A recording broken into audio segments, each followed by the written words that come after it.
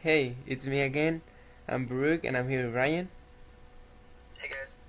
And today we're going to talk about the in-game basics. So let's just get in the game. So the first thing we're going to talk about is the commands to the unit. So I'm going to create some tanks. You can see my loadout. I'm going to make 2. And when I have the unit, I have something on my right side. And it says the Y attack enemy, the T capture building, and the G patrol pad, and the F link to unit. So I'm going to tell how to use those things. So Y, it's attack enemy, and this tank is going to try to go to the other side and attack the enemy. So it's not going to attack any tanks. So if you see, it's going over there. And so I'm going to show you guys what the T means. It says capture building, so I'm going to press T, and it's going to protect the base that it's not taken by the enemy. You see right there. So the next one is patrol pad, and you just click on that one, and then it says shift right to set the patrol points. So I'm going to put one there and the other one right there. Now just press space and it will go from that point to the other point. One thing to keep in mind is if you have more than one unit in your carrier at the moment, okay, let me start that over. One thing you have to keep in mind when you're using the patrol is if you have more than one unit that you're carrying at a time, not all the units will do that patrol. You'll have to reset it every time if you want to all go on the same patrol. Yeah. So the next one, I like that one. It says link to unit, and what it does is if you put a unit there, you get that one there, and you press F or just click here. It will follow the first unit that it's highlighting. So if I put that one on attack enemy, it will follow him to attack the enemy, right?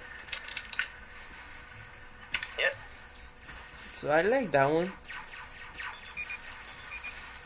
Yeah, it's useful if you're trying to get a whole bunch of units to do the same thing at once. Like if you have a bunch of jackals, you can link all the jackals to one jackal and then send one jackal to the enemy rather than or you can set the F to patrol the pad. You just click F instead of setting the points.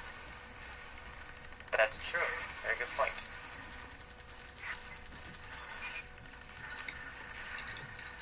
One thing to keep in mind though is if you have them all following one unit and that unit dies, they'll all just sit around.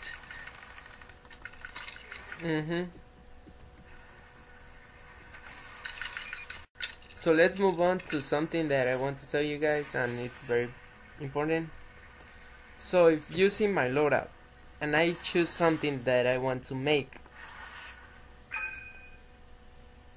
there, a lot of seekers, but then I don't want those seekers. So if I want to cancel that, I just press backspace and it will cancel the last one. So if you press again, it can cancel everything that I made.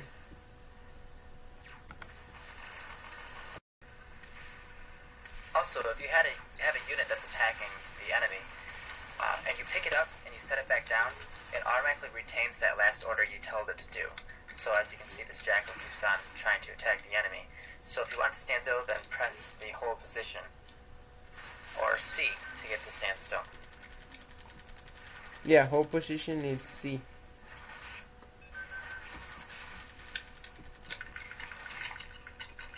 Another thing that we're going to show is how to get XP points, and XP points help you to get abilities, and my abilities are to get an energy sword, more attack power, and level up the effectiveness of your creep spawns. So I think every AirMech has that one, right? Yeah, and also another one, all of the AirMech points have are Guardians. Oh yeah, Guardians. And to get those you need XP points, and if you see the yellow bar on the top of my screen, that's the XP, and I'm almost halfway. But I'm level 7, so I can take one of my abilities, and I'm going to spend it on the energy sword. So now I can have the energy sword right there. And how you get those XP points is by killing the enemy units, killing AirMechs, getting bases with infantry. As you can see here, I'm going to get, oh never mind. You see 3 blue lights, so I just drop a soldier and it will capture the building, so it will turn blue. So you get XP points by that. You get XP points by making even units, your own units. It depends on the cost of the unit. So if you make a tank, that's one of the things. It's expensive to build, so it will give you XP points. Ryan? Yeah, like Fixer only gives me 8 experience points, but if I build a Longhorn, that gives me 48 experience points. And you can see how many experience your points are getting by these yellow numbers that are popping up. The red is obviously damage, and the yellow is the experience points. Yeah.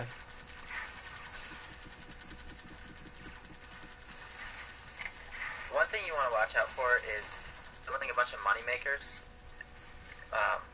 Since they don't do anything unless they're on one of the pads, don't build them up as shields or anything, because they give 200 experience points, and that makes the enemy level up really quickly.